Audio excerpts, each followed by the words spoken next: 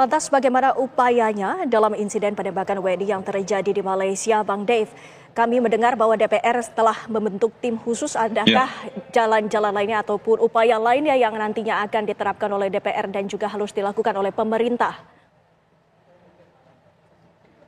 Ya, tentu kita akan mendalami lagi sejauh mana kita bisa berperan.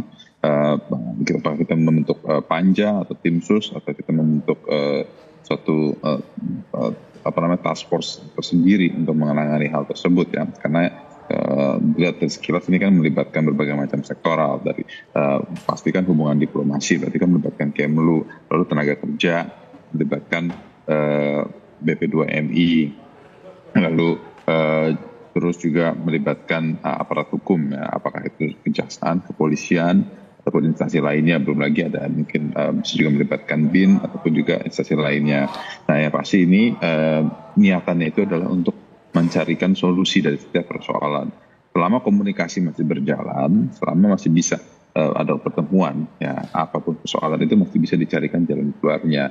Nah itu yang paling penting dan itu kita harus jaga. Jangan sampai insiden demi insiden bisa merusak hubungan baik kerjasama di berbagai macam sektor yang Indonesia dan Malaysia telah miliki dan telah jalin selama berpuluh-puluh tahun. Begitu. Menarik ini Bu Dina, karena antara Indonesia dan juga Malaysia kerjasama sudah terjalin harmonis puluhan tahun. Tadi Prabowo juga menegaskan jangan sampai ada masalah bilateral. Dan sekarang di depan mata WNI kita tewas di kawasan perairan di Malaysia. Menurut Anda sikap pemerintah kita harusnya seperti apa agar tidak sekedar teguran, kecaman, tapi ada bentuk konkretnya? Ya, pidato Pak Prabowo barusan itu sangat mirip dengan pidato Pak Joko Widodo sebelumnya ya. Menganggap bahwa masalah seperti ini generik gitu dalam hubungan bilateral.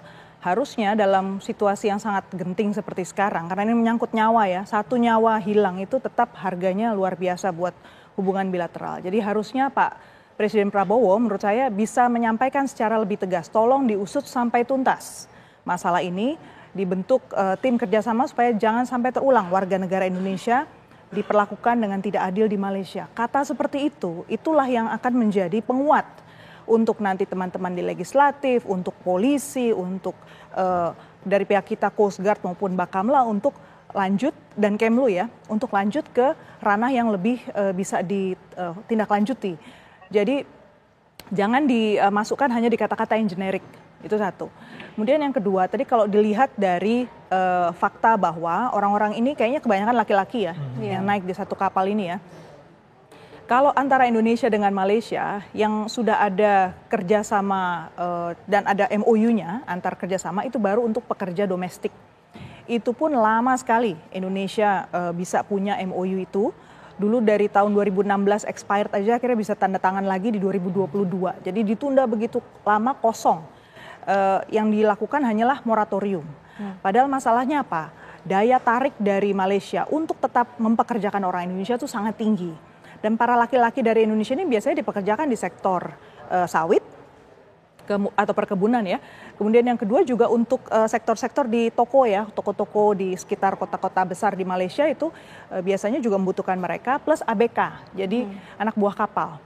Jadi seperti kita mungkin nggak nggak bisa membayangkan betapa pentingnya orang Malaysia itu hire orang Indonesia. Karena memang dari pihak Malaysia sendiri sudah jarang orang yang mau bekerja di bidang-bidang tersebut. Nah, dalam kasus ini juga dari pihak otoritas Malaysia juga telah memberikan pernyataannya, ada sejumlah poin-poin, mungkin Bu Dina bisa memberikan tanggapannya terkait dengan poin-poin ataupun pernyataan dari pemerintah otoritas Malaysia. Dari pihak pemerintah otoritas Malaysia, saya berharap betul-betul ada konsekuen ya dengan pernyataan bahwa mereka akan melakukan penindaklanjutan dan tidak berhenti hanya di proses hukum.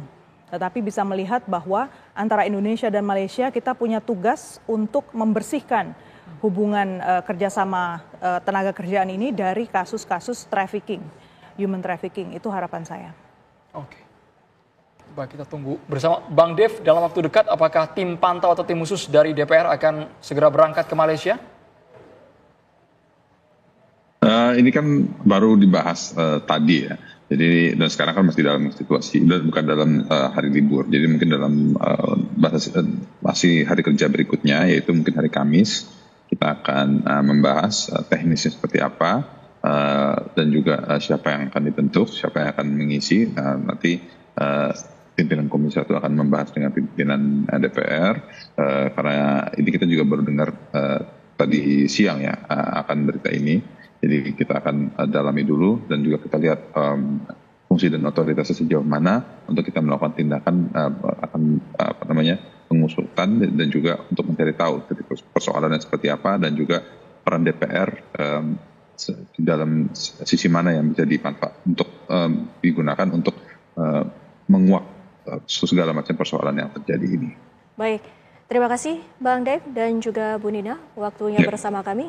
Kami juga ingin berharap bahwa pengusutan dalam kasus ini bisa segera terungkap.